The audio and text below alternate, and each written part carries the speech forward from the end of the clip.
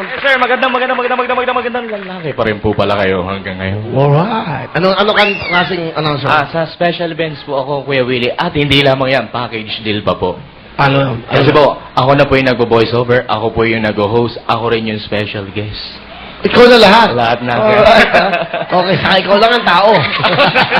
Okay, so paano? Go. Okay, may sinulat ako, Kuya Willie. Okay lang ba to? Okay, sige. Okay, and now, live from the ABS-CBN Team Kapamilya proudly presents the new Willie of Fortune.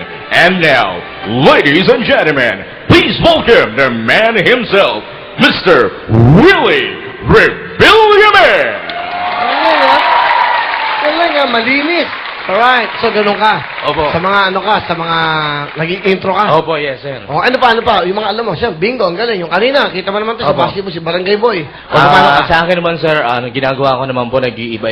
May marami po akong sanib sa katawan. Sige.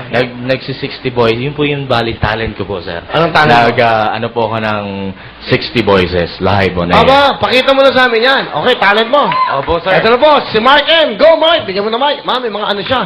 60 voices po ito, ha? Mapapakinggan. Mark! Bali ngayon po, Kuya Willie, gagawin ko lang po muna yung kakuntian lang naman. Kasi pag kinumpleto ko yung baka konsumuhin natin yung buhay. Okay, hindi ba sa'yo pinaka-popular? Opo. Okay? Go, Mark M. And now, ladies and gentlemen, please welcome live on stage a man with 60 voices. Please welcome Mr. Mark M. And now, wala pong personal at kwentuhan lang. Ako po si Mark Logan. Meron akong kwento. Atin ito. Ngunit itong si Lola Key sa hapon, si Lola Key sa bayhag. And now, ladies and gentlemen, please welcome Mayor Fred Lim. Ang kabataan, ang pag-asa ng bayan dito sa Maynila. Bawal ang droga. Siyempre ba hindi na magbabalik si Ted Boylon.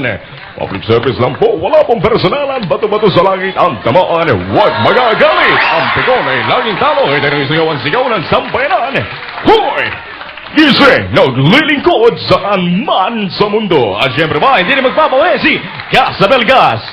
Sino at ano? Yan ang dapat na mga pakatutukan. Narito ang mga dokumentadong pagsisiyasat na nakalap ng ABS-CBN at ng Zoco. Dito, hindi nagsisinungaling ang mga ebidensya. Ako po si Gas Sabelgas at ito ang Scene of the Crime.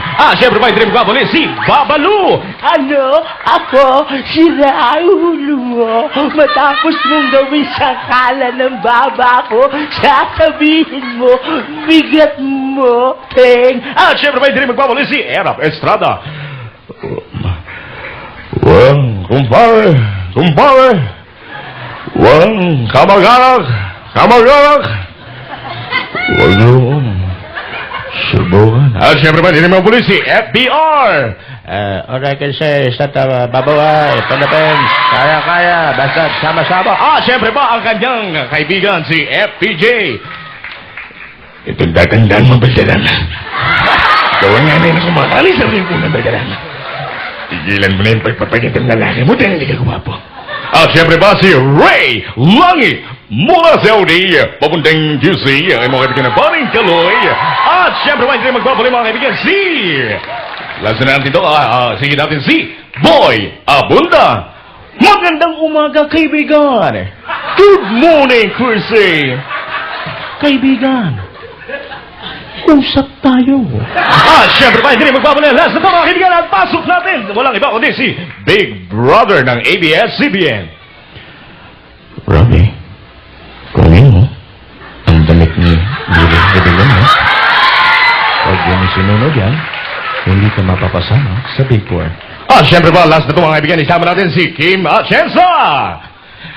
Kung hindi po matatandaan mga kaibigan, ito po ang kauna-unang prehistoric dinosaur na nakikita ngayon mga kaibigan. Muli ito yung Kuya Kim at ito ang Matang Lawin. Galing mo, Mark! Let's go, Mark! Galing nito. Galing mo. Wow, ha? Pwedeng gamitin to, Pwedeng gamitin to. Dito, iba-iba, Voice over, pwede to. Okay. Diba? Malay mo, ito ng break mo. Dahil magaling ka, Timo. Dahil magaling ka, meron kang 10,000! Alright! What a talent, Mark.